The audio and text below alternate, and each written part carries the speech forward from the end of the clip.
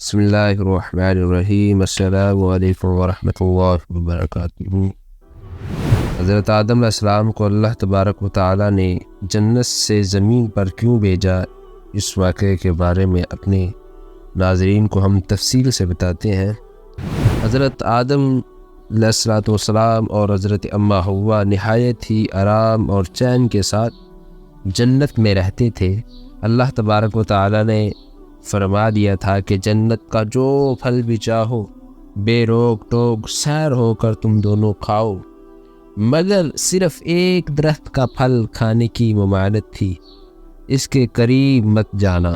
وہ درخت گیہوں کا تھا یا انگور کا درخت تھا، چنانچہ دونوں اس درخت سے مدت دراز تک بچتے رہے، لیکن ان دونوں کا دشمن ابلیس ان کو ورگلانے کے لیے لگاتار ان کے پیچھے لگا رہا۔ آخر اس نے ایک دن اپنا وسوسہ ڈال ہی دیا اور قسم کھا کر کہا کہ میں تم دونوں کا خیر خواہ ہوں، اور اللہ تبارک و تعالیٰ نے جس درخت سے تم دونوں کو منع کر دیا ہے وہ شجرۃ الخلد ہے، یعنی جو اس درخت کا پھل کھا لے گا وہ کبھی جنت سے نہیں نکالا جائے گا۔ پہلے حضرت اماں حوا اس شیطانی وسوسے کا شکار ہوئیں۔ انہوں نے کھایا دانا اور انہیں کچھ نہ ہوا، تو انہوں نے حضرت آدم علیہ السلام کو بھی اس پر راضی کر لیا اور انہوں نے غیر ارادی طور پر اس درخت کا پھل کھا لیا۔ آپ نے اپنے اجتہاد سے یہ سمجھ لیا کہ لا تقربا هذه الشجرہ کی نہیں جو ہے، اور واقعی ہرگز نیت تحریمی نہیں تھی، ورنہ حضرت آدم علیہ السلام نبی ہوتے ہوئے ہرگز اس درخت کا پھل نہ کھاتے، کیونکہ نبی تو ہر گناہ سے معصوم ہوتا ہے۔ بہرحال حضرت آدم علیہ السلام نے اس سلسلے میں اجتہادی خطا سرزد ہو گئی ان سے، اور اجتہادی خطا معصیت نہیں ہوتی، لیکن حضرت آدم علیہ السلام چونکہ اللہ تبارک و تعالیٰ کے مقرب بندے تھے، نیک بندے تھے، اللہ کے نبی تھے، اور ان کا بارگاہ الہی میں بہت بڑا مقام تھا اور ان کے بڑے درجات تھے، اس لیے اجتہادی خطا پر ان کو اللہ تبارک و تعالیٰ نے جنت سے نکال دیا، اور یہاں تک کہ جب انہوں نے وہ درخت کا پھل کھایا تو ان دونوں کے بدن سے جنتی لباس کے جو کپڑے تھے وہ ختم ہو گئے، مطلب گر پڑے۔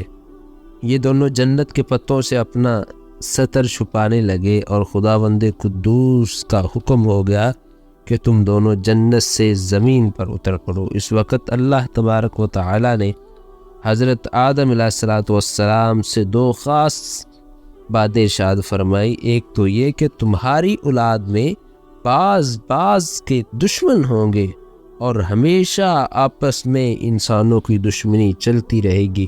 دوسری یہ کہ عمر بھر تم دونوں زمین میں ٹھہرنا ہوگا، پھر اس کے بعد ہماری طرف لوٹ کر آنا۔ چنانچہ قرآن مجید فرقان حمید نے اس واقعے کو اس طرح ارشاد فرمایا، جس کا ترجمہ ہم اپنے ناظرین کو بتاتے ہیں۔ تو شیطان نے ان دونوں یعنی حضرت آدم اور اماں حوا کو جنت سے لغزش دی، اور جہاں رہتے تھے وہاں سے ان دونوں کو الگ کر دیا۔ ہم نے فرمایا نیچے اترو، آپس میں ایک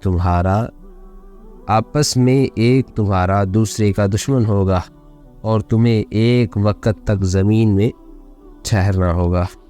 اور اس سے ہمیں سبق کیا ملتا ہے اس واقعے سے کہ اس ارشاد باری سے یہ سبق ملتا ہے کہ جو انسان میں مختلف وجوہات کی بنا پر عداوتیں، دشمنیاں چلتی رہتی ہیں، یہ کبھی ختم ہونے والی نہیں ہے۔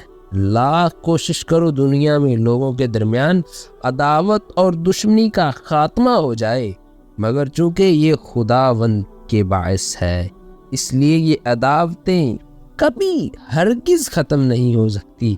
کبھی ایک ملک دوسرے ملک کا دشمن ہوتا ہے، کبھی مزدور اور سرمایہ دار میں دشمنی رہے گی، کبھی امیر اور غریب کی عداوت زور پکڑے گی، مگر کبھی مذہبی اور لسانی دشمنی رنگ لائے گی۔ کبھی تہذیب اور تمدن کی باہمی ٹکراؤ کی دشمنی ابھرے گی، کبھی ایمانداری اور بے ایمانی کی عداوت رنگ لائے گی۔ الغرض دنیا میں انسانوں کی آپس میں عداوت و دشمنی کا بازار ہمیشہ گرم رہے گا، اسی لیے لوگوں کو اس سے رنجیدہ اور قبیدہ خاطر ہونے کی کوئی ضرورت نہیں، اور نہ ہی اس عداوت اور دشمنی کو ختم کرنے کی تدابیر پر غور و خوض کر کے پریشان خاطر ہونے کی کوئی ضرورت نہیں، کیونکہ جس طرح اندھیرے اور اجالے کی دشمنی، آگ اور پانی کی دشمنی، گرمی اور سردی کی دشمنی کبھی ختم نہیں ہو سکتی، ٹھیک اسی طرح انسانوں میں آپس میں دشمنی کبھی ختم نہیں ہو سکتی، کیونکہ اللہ عز و جل نے حضرت اماں حوا اور حضرت آدم علیہ السلام کے زمین پر آنے سے پہلے یہ فرما دیا تھا، بعضکم بعض عدو، یعنی ایک انسان دوسرے انسان کا دشمن ہوگا۔